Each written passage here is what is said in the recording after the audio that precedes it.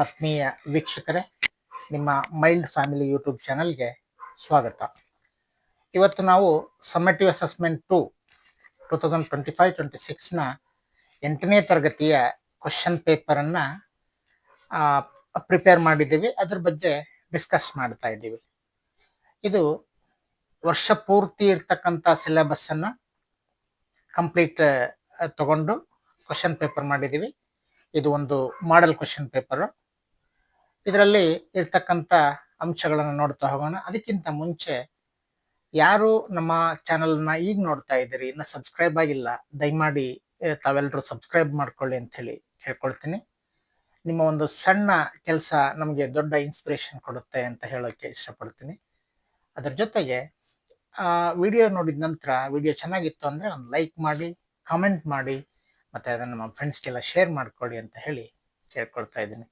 ಈಗ question paper ಬಗ್ಗೆ ನೋಡೋದಾದರೆ, ಮೊದಲನೇ ಮುಖ್ಯ ಪ್ರಶ್ನೆ, answer the following from choosing the right answer.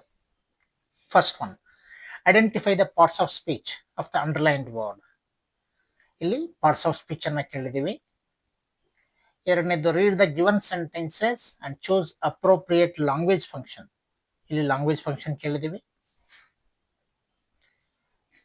ಇದು ಪ್ಲೂರಲ್ ಫಾರ್ಮ್, ಸಿಂಗ್ಯುಲರ್ ಇದೆ, ಪ್ಲೂರಲ್ ಫಾರ್ಮ್ ಅನ್ನ ಕೇಳಿದ್ದೀವಿ.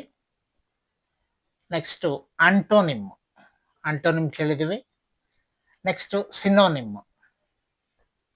Next question tag. Next infinitive. Next syllables. Next homophone. Next correct form of the word. ಇದನ್ನು ಕೇಳಿ ಈ 10 ಪ್ರಶ್ನೆಗಳನ್ನು ಕಂಪ್ಲೀಟ್ ಮಾಡಿದ್ದೀವಿ. 10 ಕೂಡ ಬಹಳ ಇಂಪಾರ್ಟೆಂಟ್ ಆಗಿರ್ತಕ್ಕಂಥದ್ದಾಗಿದೆ. ಇನ್ನು ಎರಡನೇ ಮುಖ್ಯ ಪ್ರಶ್ನೆಯಲ್ಲಿ ಆನ್ಸರ್ ದ ಫಾಲೋಯಿಂಗ್ ಕ್ವಶನ್ಸ್. ಇದರಲ್ಲಿ ಸುಮಾರು 8 ಪ್ರಶ್ನೆಗಳನ್ನು ತಗೊಂಡಿದ್ದೀವಿ, ಬಹಳ ಇಂಪಾರ್ಟೆಂಟ್ ಆಗಿರ್ತಕ್ಕಂಥವುಗಳು. What are Shantiniketan boys famous for? How did the boy help the old man? Why was the morning walk pleasant to Mr. A.L. Hendricks?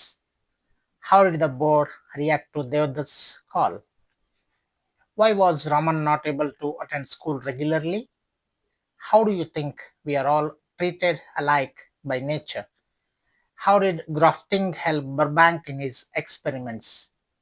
Why do we consider October 2nd is the special day in the history of India? Or how did Valentina support her mother in earning their livelihood? ಇದಾದ್ಮೇಲೆ ಮೂರನೇ ಮುಖ್ಯ ಪ್ರಶ್ನೆಯಲ್ಲಿ 2 ಎಕ್ಸ್ಟ್ರಾಕ್ಟ್ಗಳನ್ನು ಕೇಳಿದ್ದೀವಿ.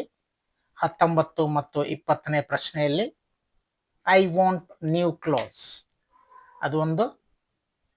ಆಮೇಲೆ 20ನೇದ್ರಾಗಿ we were taken from the ore bed and the mine, we were melted in the furnace and the pit. ಇವು 2 ಎಕ್ಸ್ಟ್ರಾಕ್ಟ್ಗಳನ್ನು ಕೇಳಿದ ನಂತರ 4ನೇ ಮೇನ್ನಲ್ಲಿ ಒಂದು ಪಿಕ್ಚರನ್ನು ಕೊಟ್ಟು ಪಿಕ್ಚರ್ ಡಿಸ್ಕ್ರಿಪ್ಷನ್ ಅನ್ನ ಬರೆಯೋದಕ್ಕೆ ಕೇಳಿದ್ದೀವಿ. ಇನ್ನು 5ನೇ ಮುಖ್ಯ ಪ್ರಶ್ನೆಯಲ್ಲಿ ಒಂದು ಪ್ರೊಫೈಲ್ ಅನ್ನ ಕೊಟ್ಟು ಪ್ಯಾರಾಗ್ರಾಫ್ ಮಾಡಿ ಬರೆಯೋದಕ್ಕೆ ಕೇಳಿದ್ದೀವಿ, ರಸ್ಕಿನ್ ಬಾಂಡ್ ಅವ್ರದ್ದು. ಇನ್ನು 6ನೇ ಮುಖ್ಯ ಪ್ರಶ್ನೆ ಕೋಟ್ ಫ್ರಮ್ ಮೆಮೊರಿ. 2 ಪದ್ಯಗಳನ್ನು ಕೇಳಿದ್ದೀವಿ, ಒಂದು ಫಸ್ಟ್ ಸೆಮ್ಮಲ್ಲಿ ಇರ್ತಕ್ಕಂಥದ್ದು, ಇನ್ನೊಂದು ಸೆಕೆಂಡ್ ಸೆಮ್ಮಲ್ಲಿ ಇರ್ತಕ್ಕಂಥದ್ದು. ಬ್ಯೂಟಿ ಪದ್ಯದಿಂದ ಒಂದು, ಮತ್ತೆ the axe in the wood ಅದರಿಂದ ಮತ್ತೊಂದು. ಎರಡರಲ್ಲಿ ಯಾವುದಾದ್ರೂ ಒಂದನ್ನು ಬರೆಯೋದಕ್ಕೆ ಕೇಳಿದ್ದೀವಿ. 7ನೇ ಮುಖ್ಯ ಪ್ರಶ್ನೆ ಪ್ಯಾರಾಗ್ರಾಫನ್ನು ಓದ್ಕೊಂಡ್ಬಿಟ್ಟು ಆನ್ಸರ್ ಮಾಡ್ತಕ್ಕಂಥದ್ದು ಆಗಿರುತ್ತೆ. ಮತ್ತೆ 8ನೇ ಮುಖ್ಯ ಪ್ರಶ್ನೆ, ಕೊನೆಯ ಪ್ರಶ್ನೆ 25ನೇ ಪ್ರಶ್ನೆ ಲೆಟರ್ ಬರೆಯೋದಾಗಿರ್ತದೆ. ಇದರಲ್ಲೂ ಕೂಡ ಆಪ್ಷನ್ಸ್ ಇರ್ತದೆ. ಒಂದು ಲೆಟರ್ನ ಬರೆದ್ಬಿಟ್ರೆ ಅಲ್ಲಿಗೆ ಈ ಒಂದು ಕ್ವಶನ್ ಪೇಪರು 50 ಅಂಕಗಳಿಗೆ ಕಂಪ್ಲೀಟ್ ಆಗಿ ಪೂರ್ಣ ಆಗ್ತದೆ ಅಂತ ಹೇಳ್ಬೋದು. ಕೆಳಗಡೆ ನಾವು ಕೀ ಆನ್ಸರನ್ನು ಕೊಟ್ಟಿದ್ದೀವಿ, ನೀವು ನೋಡ್ಕೊಳ್ಳಿ. ಇದನ್ನ ಡಿಸ್ಕ್ರಿಪ್ಷನ್ ಬಾಕ್ಸಲ್ಲಿ ಹಾಕಿರ್ತೀವಿ, ಲಿಂಕ್ ಹಾಕಿರ್ತೀವಿ, PDF ಲಿಂಕನ್ನು.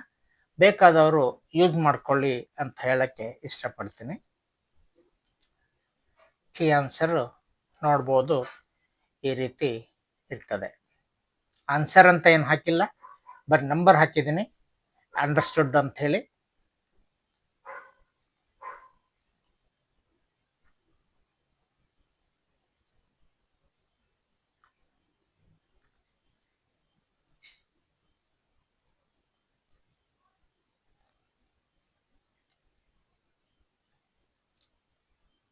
ಈ ರೀತಿಯಾಗಿ ಈ ಒಂದು ಕ್ವಶನ್ ಪೇಪರ್ ಮತ್ತೆ ಕೀ ಆನ್ಸರ್ ಕಂಪ್ಲೀಟ್ ಆಗ್ತದೆ.